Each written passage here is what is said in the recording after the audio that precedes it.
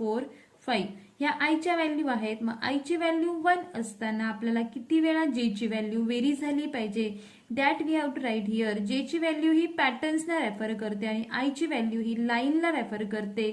आयची व्हॅल्यू 1 असताना जे किती वेळा व्हेरी झाला पाहिजे, ओनली 1, कारण आपल्याला एकच स्टार प्रिंट करायचं आहे. आयची व्हॅल्यू 2 असताना जे किती वेळा चेंज झाला पाहिजे, 2 टाइम्स. आयची व्हॅल्यू 3 असताना 3 टाइम्स. आयची व्हॅल्यू 4 असताना 4 टाइम्स अँड आयची व्हॅल्यू 5 असताना 5 times. So simple looping statements will use.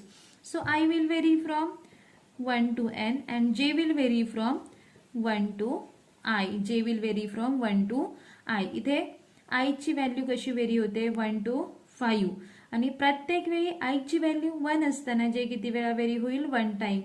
जे किती वेळा व्हेरी होईल, 2 टाइम, 3 टाइम. लाईक दॅट जे will very. So how for loop, outer for loop, that is for loop